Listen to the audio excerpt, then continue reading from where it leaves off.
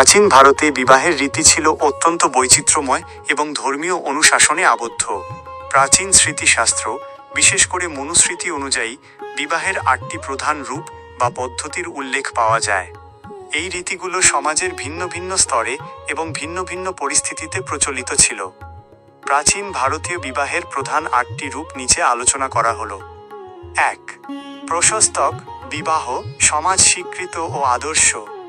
এই 4টি রীতিকে সাধারণত উচ্চবর্ণের মধ্যে শ্রেষ্ঠ ও ধর্মসম্মত বলে গণ্য করা হতো। ব্রাহ্ম বিবাহ, এটি ছিল বিবাহের সর্বশ্রেষ্ঠ রূপ। কন্যাকে সুপাত্রে দান করার জন্য পিতা কোনো বিদ্বান ও সচ্চরিত্র পাত্রকে আমন্ত্রণ জানাতেন এবং অলঙ্কার সহ কন্যাকে তার হাতে তুলে দিতেন। দৈব বিবাহ, কোনো যজ্ঞের পুরোহিত যখন সাফল্যের সাথে যজ্ঞ সম্পন্ন করতেন তখন দক্ষিণা স্বরূপ বা শ্রদ্ধার সাথে তার হাতে কন্যাকে দান করা হতো। আর্য বিবাহ, এই রীতিতে পাত্রপক্ষ থেকে কন্যাপক্ষকে একজোড়া গরু এবং একটি বলদ প্রদান করা হতো। এটি কোনো পণ ছিল না, বরং যজ্ঞ কাজের জন্য একটি প্রতীকী উপহার ছিল। প্রজাপত্য বিবাহ, এটি অনেকটা ব্রাহ্ম বিবাহের মতোই, তবে এখানে কন্যার পিতা বরবধূকে আশীর্বাদ করে বলতেন, তোমরা উভয়ে একত্রে ধর্মের পালন করো। ২. অপ্রশস্তক বিবাহ, নিম্নমানের বা বিশেষ পরিস্থিতিতে।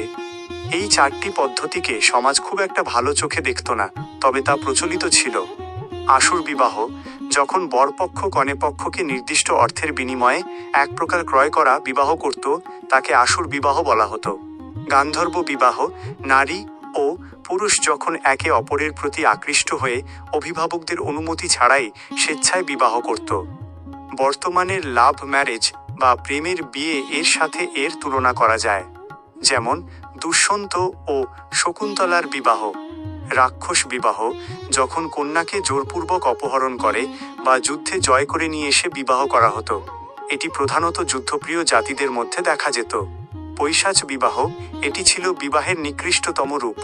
কোনো কন্যা যখন অচেতন বা নিদ্রাবস্থায় থাকত তখন তাকে অপহরণ বা বলপ্রয়োগ করে বিবাহ করা হতো। বিবাহের অন্যান্য গুরুত্বপূর্ণ বৈশিষ্ট্য। যজ্ঞ ও পবিত্র অগ্নি, বিবাহের মূল কেন্দ্রবিন্দু ছিল অগ্নিসাক্ষী। অগ্নিকে সাক্ষী রেখে মন্ত্রোচ্চারণ করা হতো, যা বিবাহের পবিত্রতাকে নিশ্চিত করত।